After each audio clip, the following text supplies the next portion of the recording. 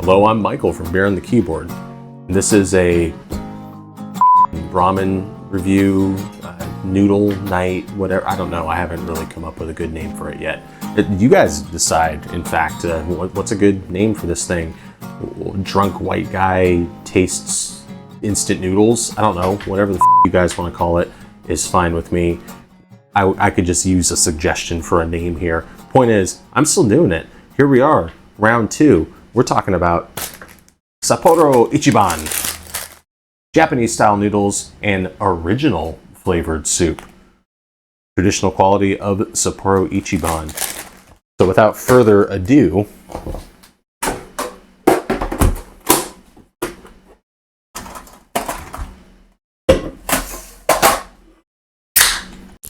I remembered to turn on the stove this time, but it still isn't boiling.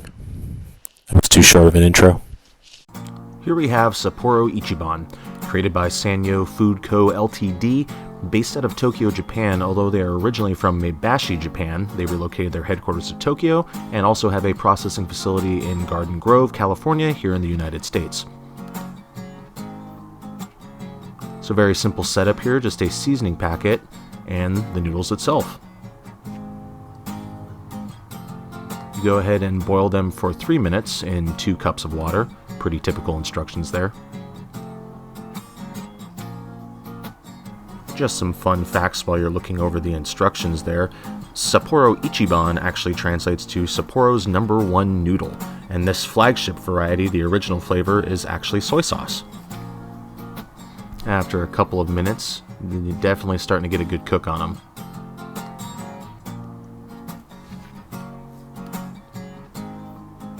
Here we have them at a rolling boil, all done after 3 minutes have passed. They're ready to go, and I take it off the heat. Here's a look at the seasoning packet there for you. I just got to stir everything together. No draining required. It's a pretty typical ramen.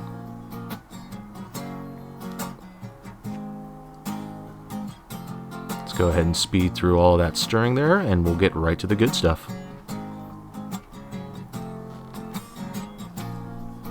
Alright, here we have it, a steaming bowl of Sapporo Ichiban. Pardon my pronunciation on any of this kind of stuff, by the way. I'm just a fucking white guy who just speaks English. Sapporo Ichiban, I assume. But there's that. Sapporo beer, I like. Let's see if I'll enjoy this.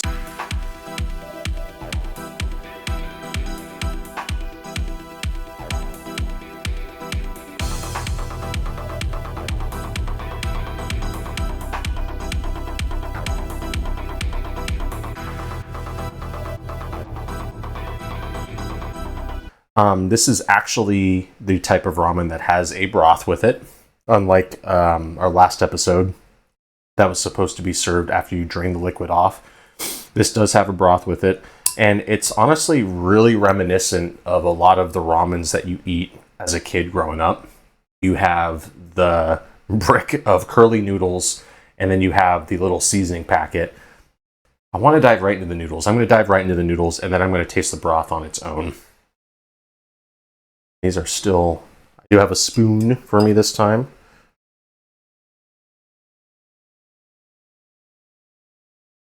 Those are good looking noodles. Nice and straight, despite the curly brick that it comes in. That is a nice straight noodle. They're a little thinner than the Bulldog. Shit, I almost had to be like, insert thing here. The Bulldog noodles I had on the last episode. They're a little thinner than that, but they're definitely thicker than like the Maruchan or the Top Ramen. So let's see how they are.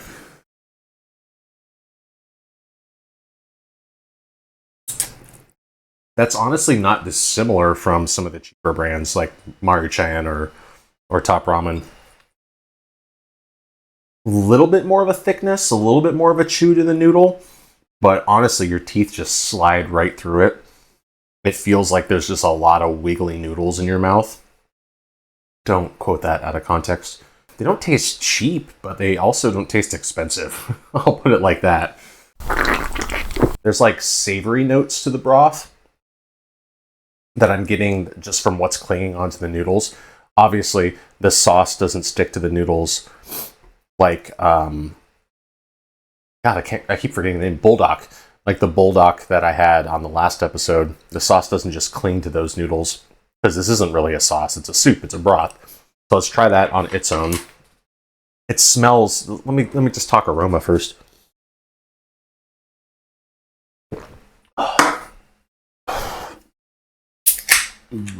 I'm having a hard time picking up any particular scent from that. It smells of maybe a little like Lipton onion soup mix and a little like cheap miso and a little, maybe just a hint of like a soy kind of note in that. Flavor wise, I'm not too far off from what it smells like. I'm getting like a really subtle sesame note. And that could just be from this being more of like a miso broth. I know miso and sesame aren't the same thing, but maybe my brain is just confusing those two things together. I do have to say though, I'm going to pull out my other camera here and just show you guys. There is little like globules of fat on this, and I didn't add anything to this, but you can kind of see that there's little globules of fat kind of on the surface. Like there's almost like something in that dry packet, because there is no sauce packet for this. Really old school, but something in that dry packet maybe has some like fat solids in there or something. I'm not sure. However, I do know that I don't know what I know anymore. I don't know what I know anymore.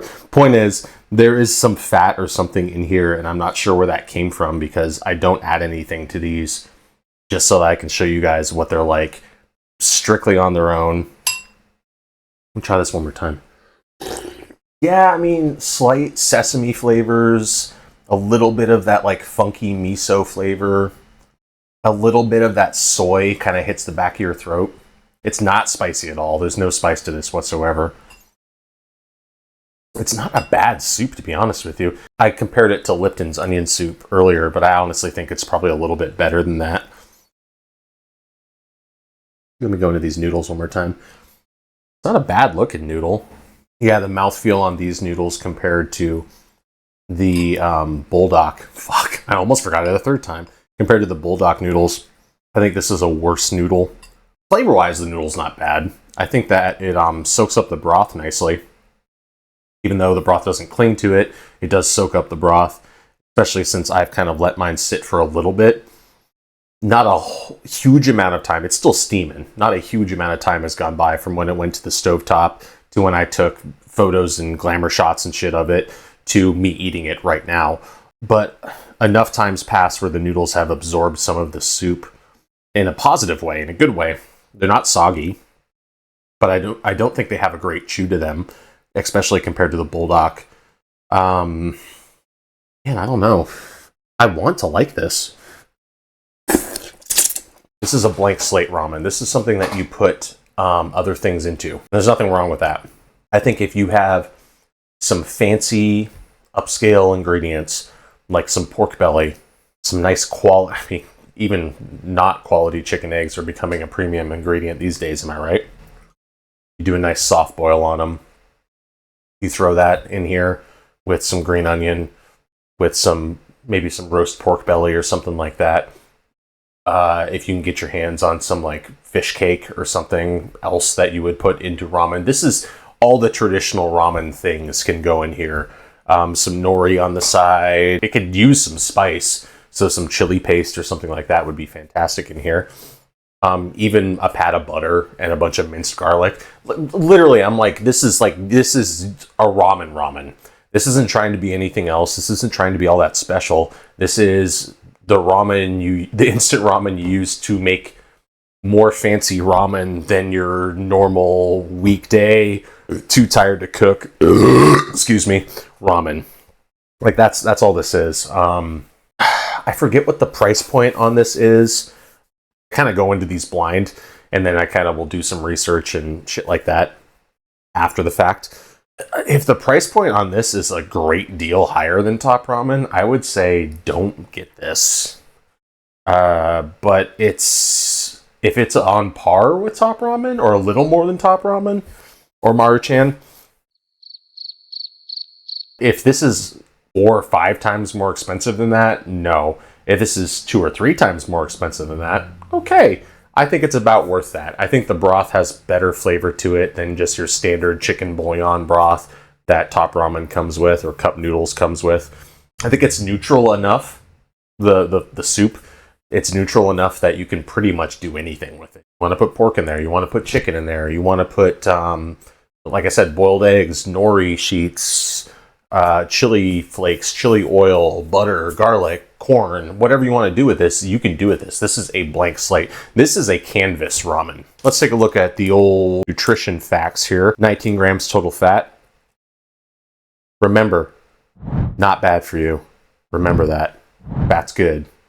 Don't let them tell you otherwise. Cholesterol, nothing. Sodium, I don't remember what last episode's numbers were, but this seems like it's more. 1,820 milligrams of sodium, 62 grams of total carbohydrates, 4 grams dietary fiber, 10 grams of protein, no vitamin D, a little bit of calcium, a little bit of iron, a little bit of potassium. Okay, I don't think this is as nutritionally sound as the Bulldog. I think it's higher calories too, at 460. I'm pretty sure that's more than the last episode. But don't quote me on that. I don't know. I'll correct myself in editing, obviously. Ultimately, it is still a meal in a bowl. If you want to enjoy it just like this, that's fine. If you just want to feel something like hot and soupy that has a nice savory flavor, go for it just like this. I would highly recommend using this as a base for a larger meal. Make ramen. Get a few packets of this. Make ramen for you and your friends. Do the soft-boiled eggs. Do the nori sheets. Do all the other stuff that I already mentioned, and I'm repeating myself. Do all that. Because that would be really good for that, because I think it's enough flavor on its own that it's fine, but it would be brought up to the next level with better ingredients put into it. I'm probably not even going to finish that on its own. I'm probably going to throw some chili paste or something else into there just for funsies. Where do I rank this though on the tier list? Where do I put it on the tier list? I think this is at least a full step worse than the Bulldog. So it's at least a B. Do I want to put this in C territory? Yes. I'm just gonna take a shot there. I'm gonna put it in C territory. I think it is a C. It's definitely a high C, but it feels like so much of a blank slate to me. There's not a whole ton going on compared to the Bulldog.